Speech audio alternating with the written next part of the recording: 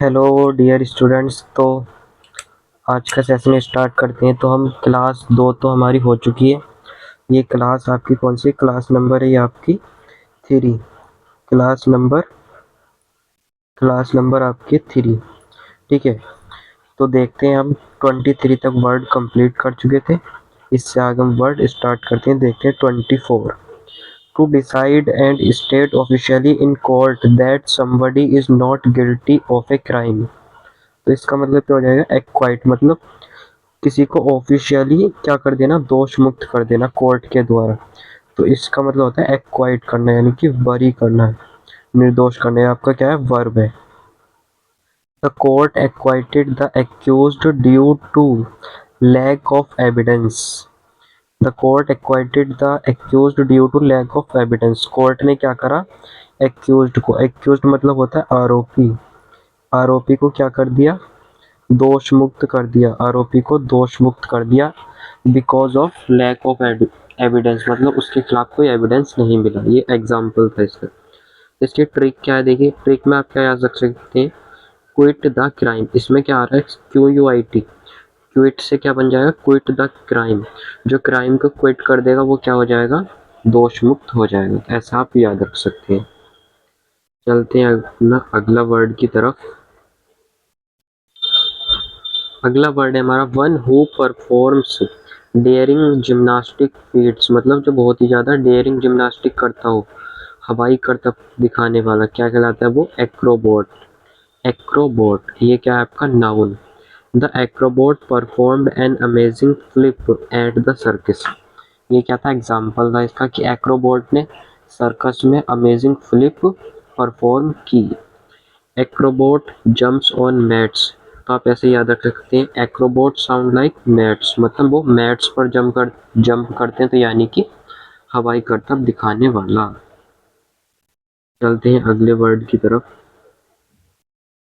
अगला वर्ड है हमारा an abbreviation formed from the initial letters of other words and pronounced as a word।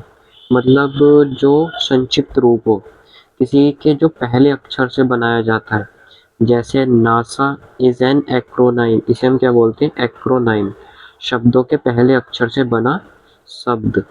जैसे NASA is an acronym for national aeronautics and space. तो NASA, जैसे ये NASA की full form हो गई, मतलब इसके पहले अक्षर से बनाया गया। एन ले लिया, ए ले लिया और आपका एस ले लिया, NASA, नासा। ठीक है। तो इस टाइप से मतलब नासा ने क्या बना दिया है आपका फुल फॉर्म। जैसे इंडिया का क्या है आपका? इसरो है।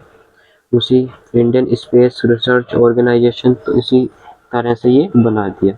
ये कहलाता है आपका एक्रोनाइम। अब देखते हैं अगला। अगला है हमारा फियर ऑफ ग्रेट हाइट्स, मतलब हाइट से डरने वाला, जो हाइट से बहुत ही ज़्यादा डरता हो, क्या कहलाता है? इसका होता है एक्रोफोबिया। जितने भी डर आते हैं ना, जितने भी फियर आते हैं, fear of height, fear of water, जहाँ भी फियर आ गया लास्ट में फोबिया जुड़ जाएगा। ठीक है। अब आपको ये याद रखना पड़ेगा।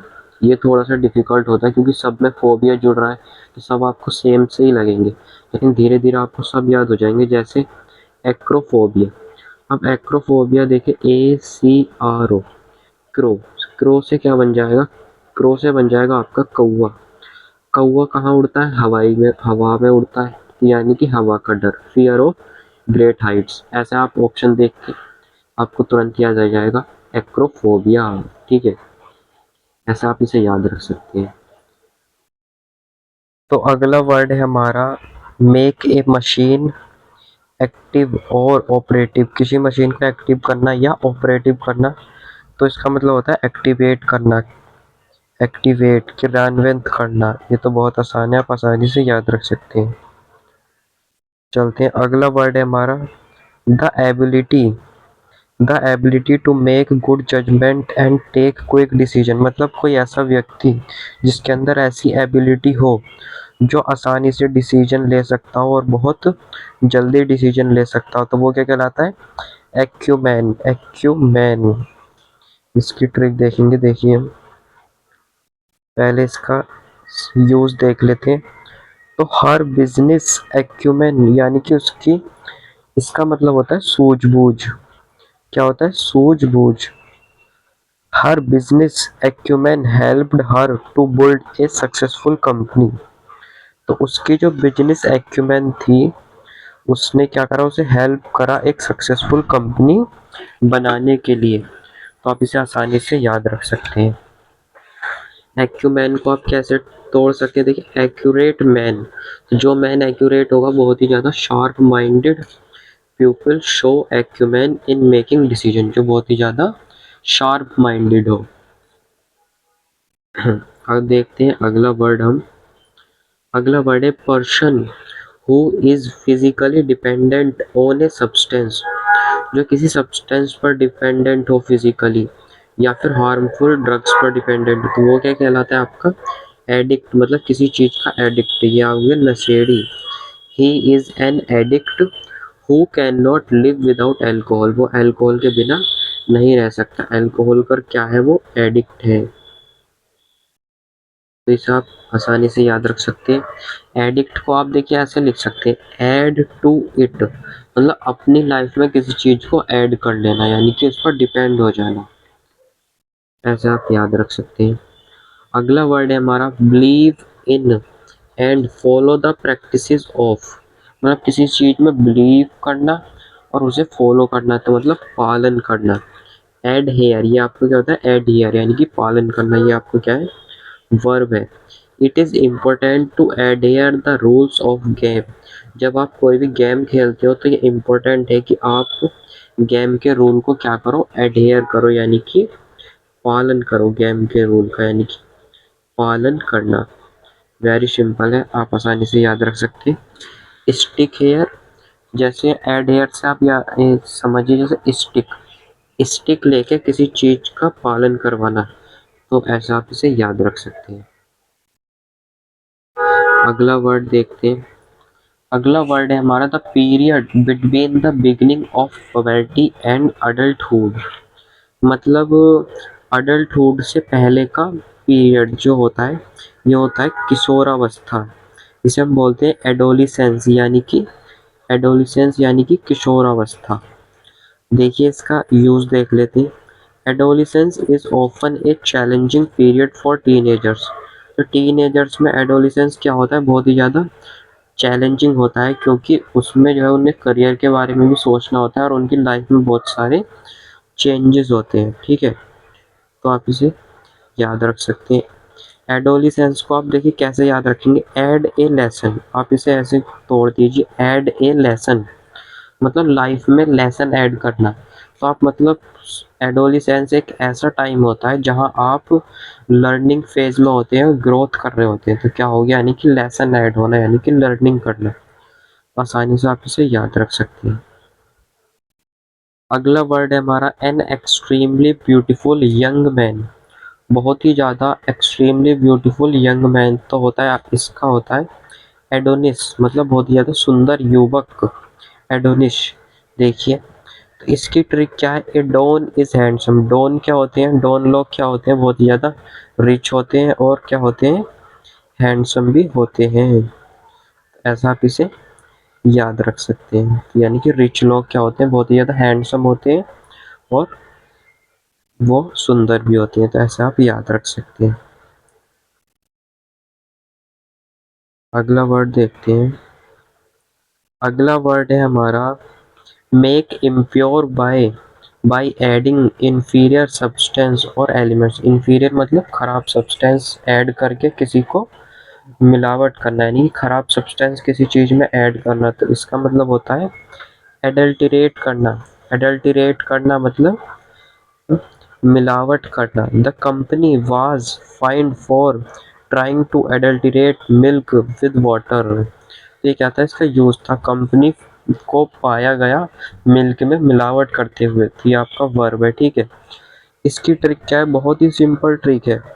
एडल्टरेट को आप कैसे लिख सकते हैं? ऐड प्लस डर्ट, किसी चीज में डर्ट ऐड करना। डर्ट मतलब क्या होता है? गंदगी ऐड करना, तो यानी कि मिलावट करना, तो ऐसा आप इसे याद रख सकते हैं।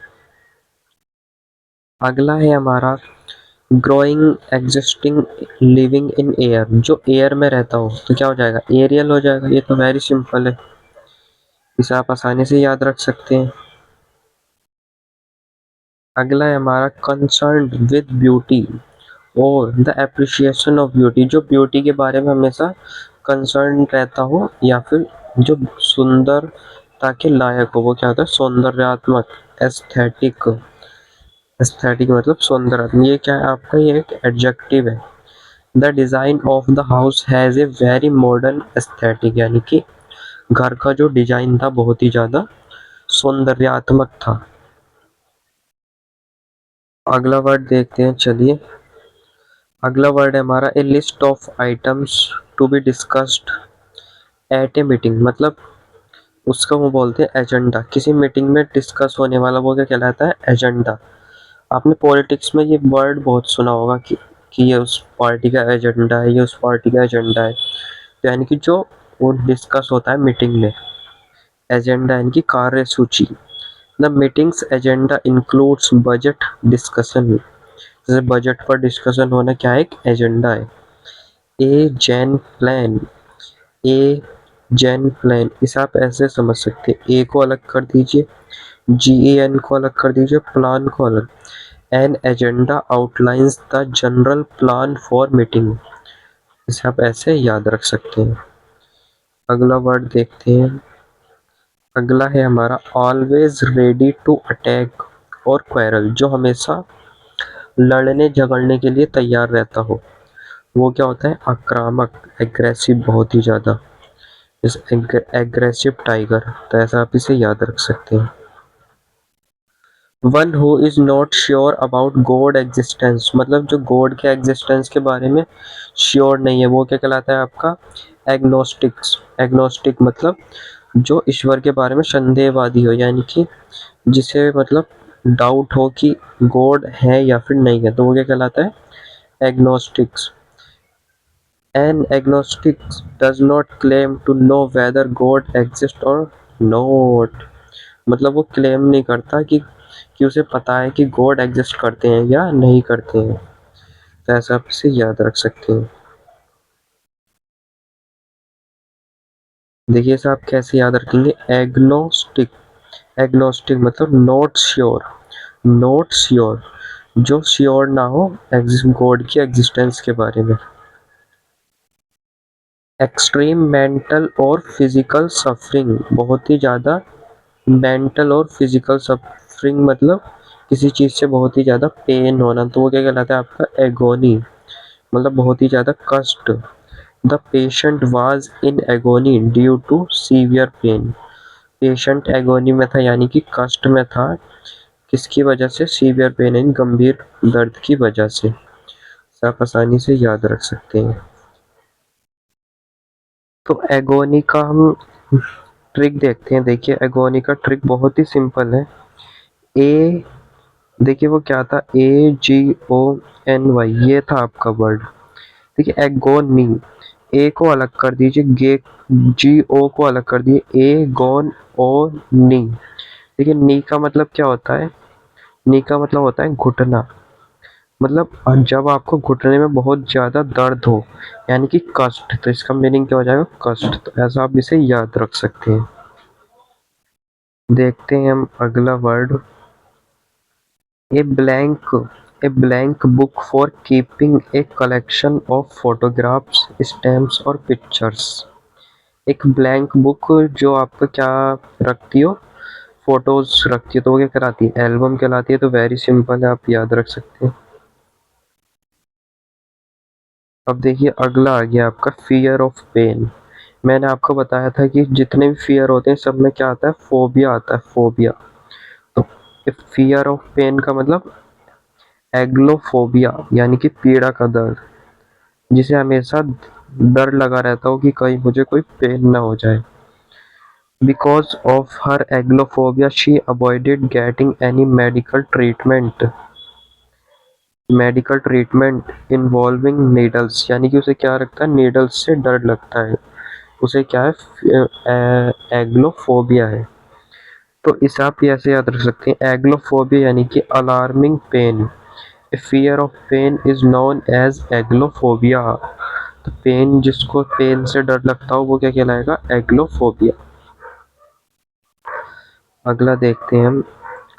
अगला वर्ड है हमारा a person belonging to a foreign country different from what you are used to, a fictional being from a another world. जो मतलब दूसरी कंट्री से आता हो, क्या कहलाएगा? एलियन, यानी कि विदेशी। ये एलियन वो वाला एलियन नहीं है जो आप स्पेस वाला समझ रहे हैं, ये विदेशी हम बोलते हैं। विदेशी लोगों को भी क्या बोलते हैं? हम एलियन, ठीक है। The immigration officer asked for the aliens visa. Immigration officer ने क्या करा?